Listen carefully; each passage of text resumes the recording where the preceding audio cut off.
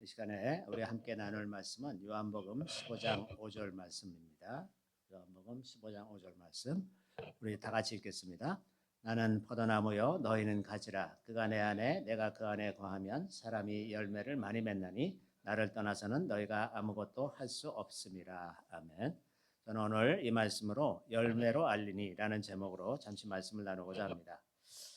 제가 이제 지난주에 그 침묵기도 일본 미츠가 기도원에서 했던 침묵기도가 끝나고 나서 이제 모든 사람들이 이제 자기가 받은 은혜들을 서로 나누고 이러는 시간을 다 가진 후에 이제 그 유진 자매님이 그 일본 사람들에게 그 궁금한 거 이제 이거 와서 좀 들어보라 하면서 무슨 얘기를 했냐 하면 요즘에 이제 일본 사람들 중에 일본 크리스찬들 중에 예수님께서 우리의 죄를 사하신 것이 우리의 과거의 죄뿐만 아니라 미래의 죄까지 다 미리 다 사하셨다. 이런 이야기를 믿는 사람들이 그렇게 많다고 해요. 그래서 이게 잘못되었다는 걸 좀 자세히 좀 설명을 해달라. 그래서 제가 이제 설명을 해주다가 이제 이런 생각이 들었습니다. 제가 이제 그 달에는 복음의 진리가 무엇이고 하나님의 속성과 복음의 진리가 어떻게 이어져야 하는지 또 왜 성경을 따라 살아야 되는지에 대해서 쭉 설명을 했는데 그다음에 이제 설명을 마치고 오면서 곰곰이 생각해 보다가 한 그 열매를 맺는 것에 대해서 설명을 했어도 좋았겠다 하는 그런 생각을 하게 됐습니다. 복음을 이해하는 여러 가지 방법이 있지만 그 중에서 아주 분명한 것 중에 하나가 열매에 관해서 생각해 보는 것입니다. 왜냐하면 이 열매라는 것, 성경에서 열매라는 단어는 구약뿐만 아니라 신약 전반적으로 공통적으로 나타나는 주제 중에 하나라고 하는 거예요. 그리고 이 열매에 대해서 굉장히 다양한 방법으로 터치하고 있습니다. 태 열매, 자식이죠. 자식은 이것도 이제 여호와님의 상급이다 이렇게 표현을 한다거나, 혹은 뭐 말의 열매, 혹은 우리 해괴의 열매 이런 여러 가지 방법으로 그 열매에 대해서 이야기를 하고 있는 것이죠. 그래서 이 구원이라든지 혹은 심판 이런 것이 다 열매에 빗대어서 설명하고 있다는 것을 우리가 알 수가 있습니다. 그래서 이 주님은 산상수훈에서 이런 말씀을 하시죠. 그들의 열매로 그들을 알지니 가시나무에서 포도를 또는 엉겅퀴에서 무화과를 따겠느냐. 이와 같이 좋은 나무마다 아름다운 열매를 맺고 못된 나무가 나쁜 열매를 맺나니 좋은 나무가 나쁜 열매를 맺을 수 없고 못된 나무가 아름다운 열매를 맺을 수 없느니라. 아름다운 열매를 맺지 아니하는 나무마다 찍혀 불에 던져지느니라. 자, 열매라는 것은 그래서 언제나 그 심판이나 축복과 관련해서 이야기가 되고 있는 것을 알 수가 있습니다. 이 말씀의 이제 앞부분을 보면 이 말씀이 이제 거짓 선지자들에 대한 말씀이거든요. 거짓 선지자들뿐만 아니라, 그런데 이제 이것이 거짓 선지자들뿐만 아니라 믿음을 가진 모든 이들에게 하시는 말씀으로 들어야 할 것입니다.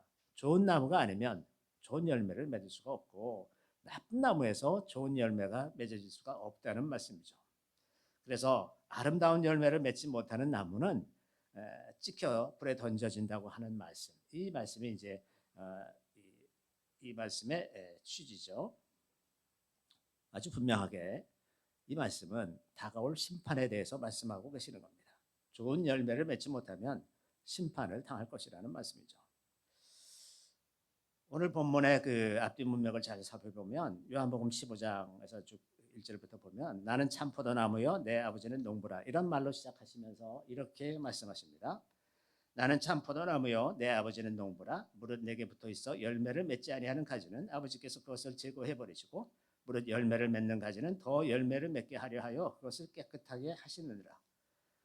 너희는 내가 일러준 말로 이미 깨끗하여졌으니 내 안에 거하라. 나도 너희 안에 거하리라. 가지가 포도나무에 붙어 있지 아니하면 스스로 열매를 맺을 수 없음 같이 너희도 내 안에 있지 아니하면 그러하리라. 이게 이제 요한복음 15장 1절부터 4절에 있는 말씀인데, 이제 우리 선포하는 말씀을 가만 살펴보면 주님께서 뭐라고 말씀하시냐면 나는 참 포도나무고 너희는 가지다. 포도나무, 나는 참 포도나무. 여기 이 참 포도나무는 그냥 참 포도나무로 번역된 것이 아니라 아주 헬라어로 보면은 진정한 포도나무라는 뜻이 분명하게 써 있습니다. 그냥 참 포도나무가 아니라 진정한 참 포도나무라 이렇게 되어 있습니다. 이 말씀은 세상에는 참 포도나무가 아닌 포도나무가 너무나 많다는 겁니다. 거짓 열매를 맺고 제대로 된 열매를 맺지 못하는 그런 포도나무들도 얼마든지 있을 수 있다는 것을 의미하는 거죠. 그리고 또 이 말씀에서 우리는 가지라고 말씀하시는데, 그리고 그 가지가 예수 그리스도라고 하는 참 포도나무에 붙어 있지 아니하면 열매를 맺을 수가 없다. 나무 가지가 나무에 붙어 있지 않으면 저절로 열매를 맺지 못하는 것 아닙니까? 또 불필요한 가지, 열매를 아주 맺지 못하는 나무는 농부가 되신 하나님께서 잘라버리신다 그랬어요. 잘라버리고 그 나머지 열매를 맺는 나무는 그나마 열매를 잘 맺게 하기 위해서 그것을 깨끗하게 하신다고 그렇게 말씀하세요. 아주 깨끗하게 주님께서 우리를 만들어 가시는 것입니다. 에베소서에 있는 말씀처럼 우리는 그의 만드신 바라, 우리가 스스로 만드는 가지가 자기를 위해서 뭔가를 할 수 있는 것이 없어요. 농부가 그것을 해주면 그에 따라가는 것입니다. 그러니까 하나님께서 하시는 일이 우리를 정결하고 깨끗해서 열매를 많이 맺도록 하시기 위해서 그렇게 하시는 것이라고 이해할 수가 있습니다.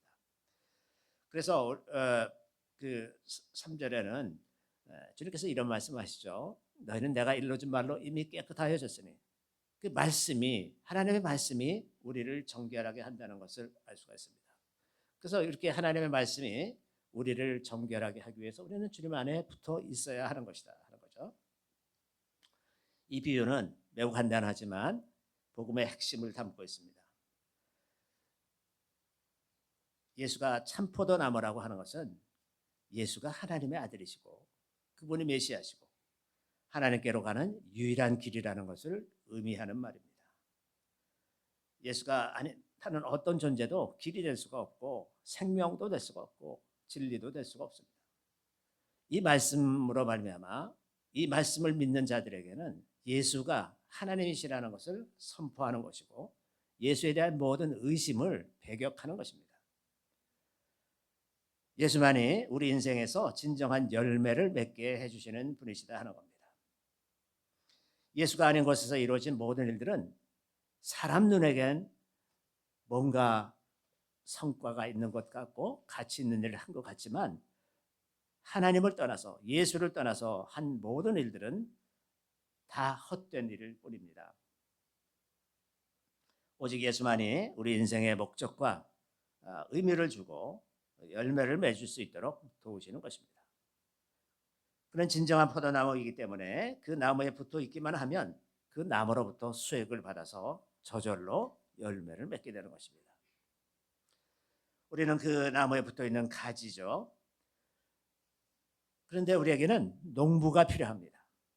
우리를 다듬어 줄 농부가 필요한 거죠. 그래서 우리를 다듬어 주어야만 우리가 비로소 좋은 열매를 맺게 되는 것입니다. 그래서 농부는 때때로 우리가 가는 길을 열기도 하고 닫기도 하고 때로는 더위를 주시기도 하고 때로는 추위를 주시기도 합니다. 때로는 물이 메마를 때도 있고 물이 풍성할 때도 있습니다. 물이 풍성하기만 하면 나무가 썩어버리고 물이 완전히 말라버리기만 하면 나무가 말라 비틀어집니다. 그 둘이 적당히 섞여야 나무가 건강하게 자랄 수가 있다고 하는 거죠. 바람이 셀 때도 있고 바람이 잔잔할 때도 있어야 합니다. 바람이 셀 때가 있어야 나무가 또 튼튼하게 잘 자라날 수가 있죠. 벌레들이 달려들 때도 있고 벌레들이 없을 때도 있습니다. 이 모든 것들을 다 하나님께서 이런저런 방법으로 결합하셔서 우리가 미처 알지 못하는 사이에 우리가 그 농부에 의해서 자라나게 된다 하는 거죠.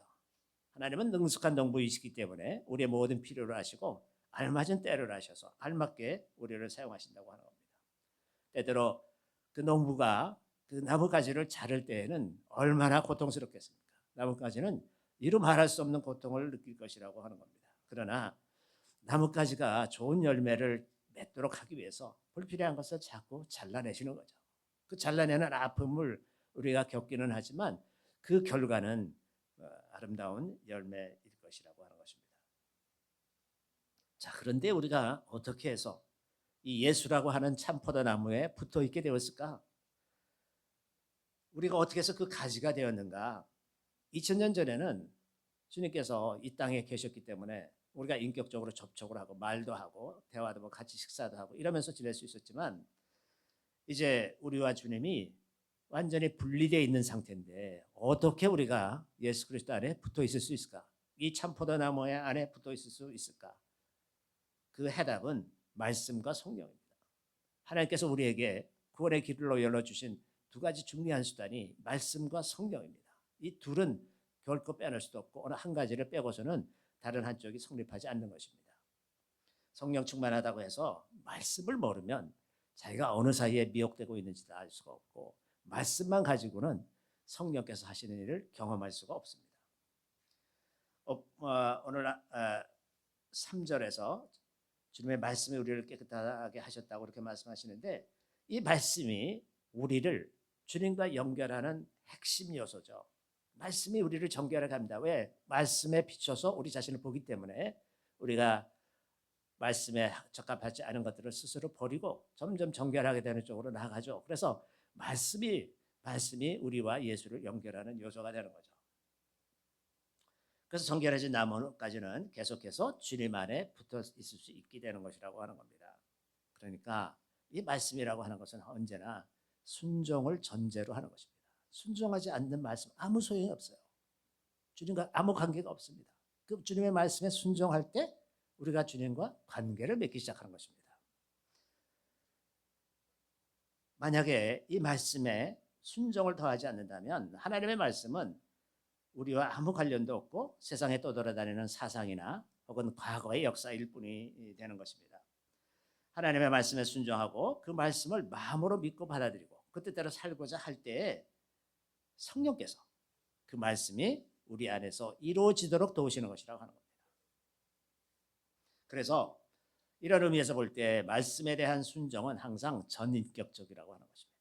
그래서 우리가 말로만 주님 제가 순종하겠습니다 이렇게 말하는 것이 아니라 우리의 모든 삶을 통해서 우리의 마음과 생각과 우리의 몸을 통해서 그 말씀에 순종하고자 이렇게 말씀드리고 그렇게 행하는 것입니다. 또 이 말씀은 부분적인 말씀이 아니라 전체적인 말씀을 다 포함하는 것입니다. 우리는 하나님의 말씀을 임의로 선택할 권리가 없어요. 하나님 이 말씀은 좋지만 이 말씀은 나쁩니다. 이 말씀은 싫습니다. 이건 순종하지 않겠습니다. 이 말씀은 기쁘니까 내가 받아들이겠습니다. 이러는 것이 아니라고 하는 겁니다. 어린아이 때에는 그럴 수가 있지만 성장하면 그리스도 안에서 성장하면 하나님의 말씀 모든 말씀이 다 내게 순종해야 할 말씀으로 다가오는 것이라고 하는 거죠. 그리스도인들이 제일 좋아하는 말씀 중에 하나 이런 말씀 있죠. 믿는 자에게는 능치 못함이 없느니라. 네, 이 말씀으로 인해서 많은 사람들이 큰 소망을 얻기도 하고 용기를 받기도 했지만 그러나 이 말씀이 아무런 상황이나 시기에 관계없이 아무 때나 적용될 수 있는 그런 말씀은 아니잖아요. 내가 무슨 일인지 다 할 수 있다고 해서 세상에서 세상을 놀라게 할 만한 모든 일들을 다 하고 삽니까? 그렇지 않잖아요. 특정한 상황이 있어요.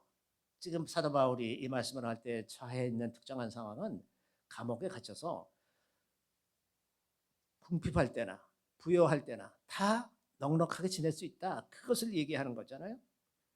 근데 이걸 아무 데나 적용할 수도 없고 아무 때나 무조건 위로가 되는 내가 잘못해놓고 내가 뭐든지 할 수 있다라고 말하는 이런 것은 잘못된 적용이 될 수가 있죠.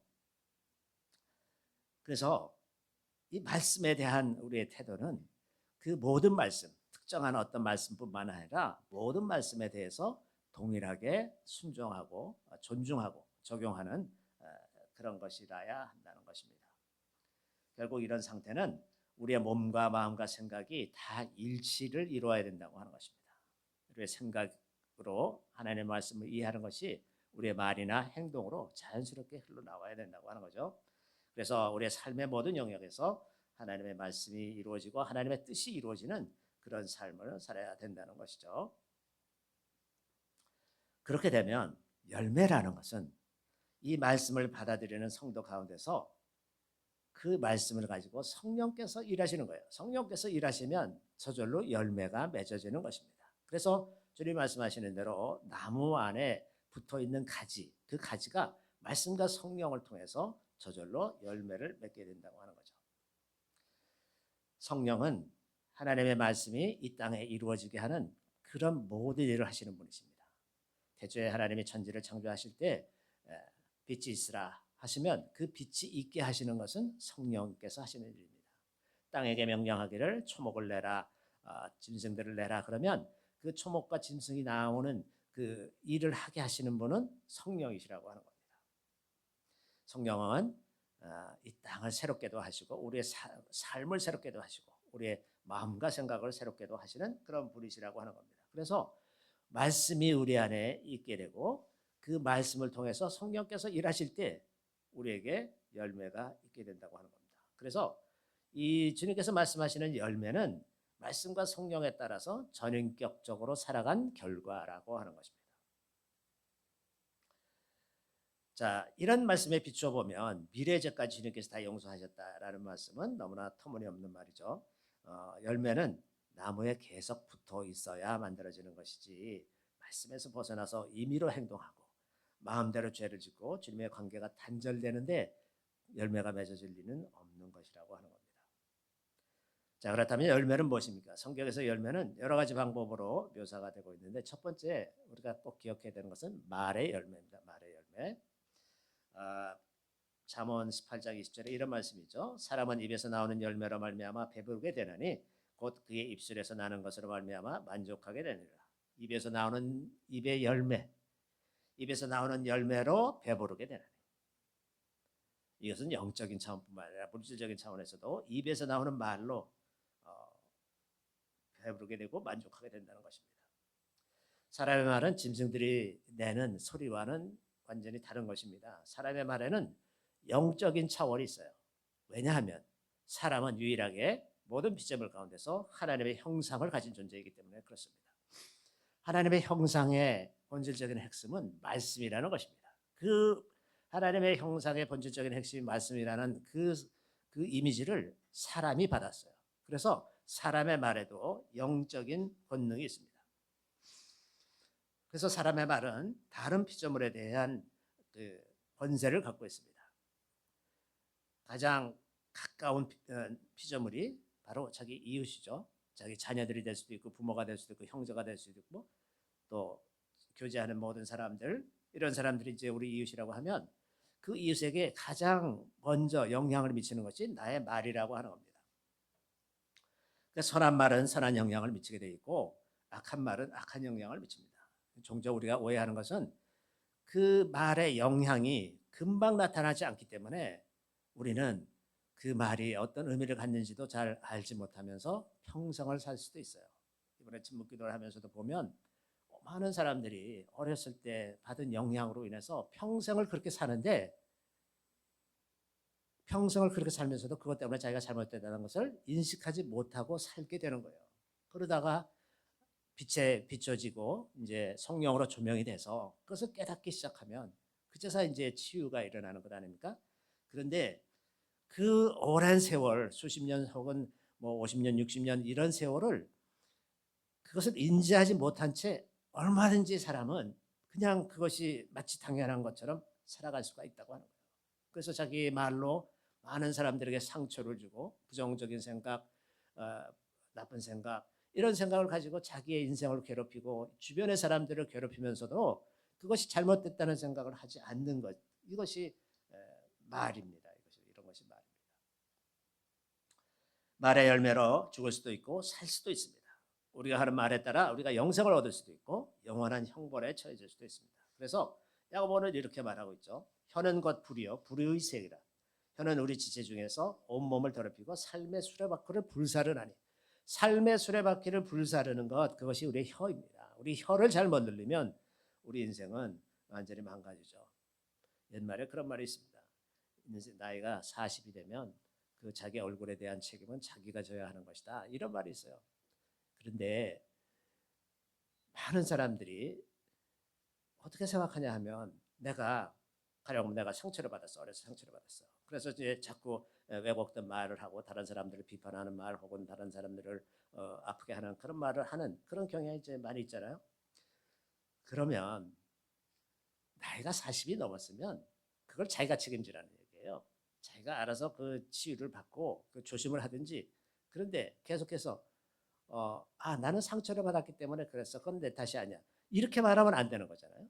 이미 다 책임 있는 존재인데 하나님 앞에 책임 있는 존재로 저 유대인들은 13살이 이제 바 미츠바 하는 때죠. 성인식 하는 게 13살입니다. 13살. 여자들은 12살. 그 나이가 되면 하나님 앞에서 책임 있는 존재라는 거예요. 자기가 한 말에 대해서 자기가 책임을 져야 되는 존재라는 거죠. 그러면 그 나이에 대해서 다른 사람들에게 상처를 주고 좋지 않은 말을 하고 이래서 나쁜 열매를 맺게 됐으면 자기가 책임을 져야 되는 거예요. 그러니까 내가 받은 상처 때문에 그런 거야. 이렇게 말할 필요가 없잖아요. 그죠? 이렇게 열매라는 것이 엄중한 것이라고 하는 겁니다. 우리가 인생에서 어떤 열매를 맺고 사느냐 하는데 중요한 것 중에 하나가 이런 말의 열매라고 하는 겁니다.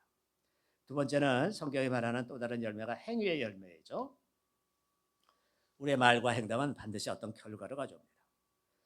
우리의 말과 행동이 공허하게 흩어지는 법이 없어요. 다 이 땅에 기록이 되고 하나님께서 기록하고 있고 다 알고 계시는 거예요. 그래서 반드시 그 말과 행동이 어떤 열매를 맺게 되는 것. 그것은 곧 이 땅에 우리가 살아가는 동안에 씨를 뿌리는 것과 똑같습니다. 씨를 뿌리면서 사는 것과 동일하죠. 그래서 잠언에서는 악인들에 대해서 이렇게 말합니다. 그러므로 자기 행위의 열매를 먹으며 자기 꾀에 배부르리라. 자기 행위의 열매를 먹으며 이것이 당장 나타나지 않는 것 같다 할지라도 하나님은 이 모든 것을 다 알고 계시고 언젠가는 반드시 그 행위대로 갚아주실 것이라고 하는 겁니다.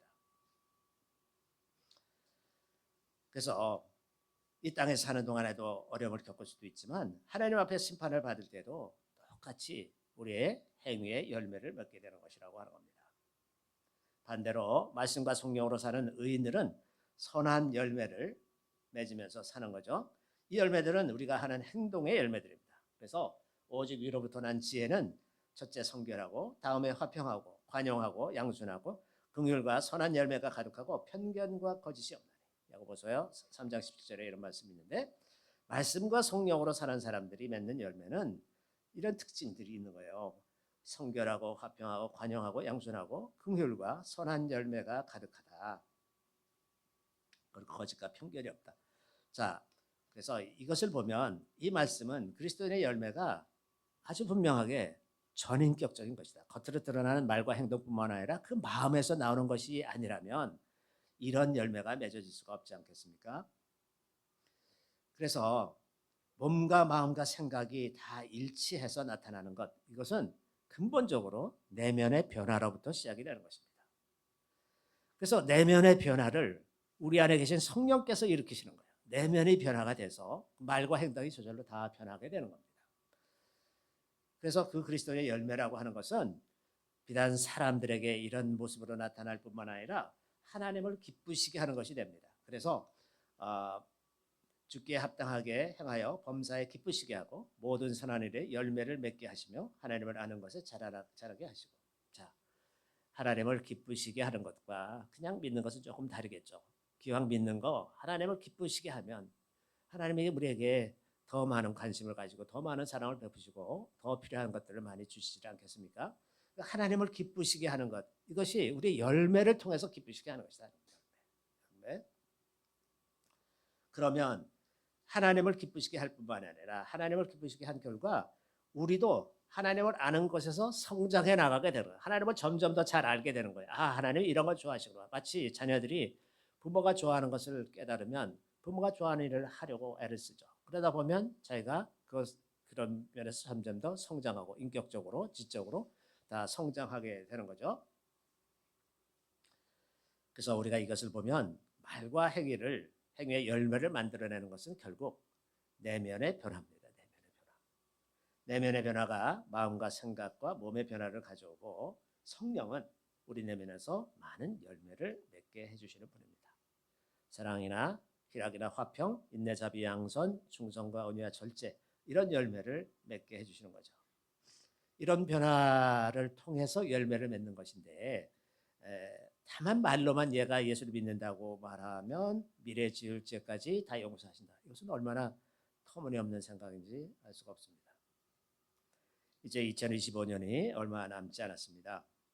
올해 한 해를 되돌아보면서 우리 삶에서 어떤 열매를 맺었는지, 우리 내면에서 어떤 변화가 일어났는지 살펴보고 우리에게 미흡했던 부분과 잘 이루어진 부분들을 평가하고 2026년에는 더 성장하고 더 풍성해지도록 기도하면서 12월 한 달을 잘 마무리하면 좋겠습니다. 지난 1년 동안 하나님께서는 우리 교회를 통해서 많은 일본 선교의 문을 열어주셨고 땅이 회복되고 말씀이 선포되며 성도들의 사랑과 위로와 관심과 기도가 일본인들에게 전해졌을 것이라고 봅니다. 그동안 많은 분들이 시간과 재물을 아끼지 않고 헌신하고 많은 위로와 기쁨을 누렸습니다. 하지만 아직은 하나님 나라의 것을 조금 맛보는 정도였을 거라는 생각이 듭니다. 아마도 더 크고 놀라운 일들이 하나님께서 참 포도나무이신 예수 그리스도께 붙어있는 우리들을 통해서 앞으로 맺으실 귀한 열매들을 우리가 기대하면서 주님을 향한 열정과 기대감을 가지고 우리 자신을 바라보고 새해를 준비했으면 합니다. 계속해서 순종하며 갈 때 하나님은 우리가 경험하지 못했던 새로운 단계로 우리를 이끌어 가실 것이고 우리 주변에서 교회에서 그리고 이 나라에서 이루어질 일들이 아주 놀라운 일들이 될 것입니다. 그래서 비록 작은 열매라고 하더라도 그 열매를 맺는 구체적으로 열매를 맺는 그런 삶을 추구하고 그래서 우리가 계속해서 믿음을 가지고 2026년 새해를 달려갈 수 있게 되기를 바랍니다. 잠시 기도하겠습니다. 주님, 저희들의 삶에 열매가 있기를 구합니다. 주님, 세상에 헛된 열매가 아니고 다 없어지고 사라질 열매가 아니고 영원히 하늘나라에 남아있을 열매를 구합니다. 우리가 온전히 순종함으로 열매를 맺게 하시고 성령의 도우심으로 풍성한 열매를 맺게 해주시기를 원합니다. 우리에게 말씀과 성령을 주셨는데 주님, 우리가 좀 더 주님을 잘 이해하고 말씀에 충실하고 그 말씀에 순종하며 성령의 도우심으로 그 말씀들이 많은 열매를 우리 삶을 통해서 맺을 수 있게 도와주시기를 원합니다. 2025년 한 해를 지켜주신 것 주님 참으로 감사드리옵나이다. 우리 2026년에도 더욱 믿음으로 주님을 향한 열정과 기대감을 가지고 더 열심히 맡겨진 일들을 감당할 수 있게 도와주시기를 우리 구주 예수 그리스도의 이름으로 감사하며 기도드리옵나이다. 아멘.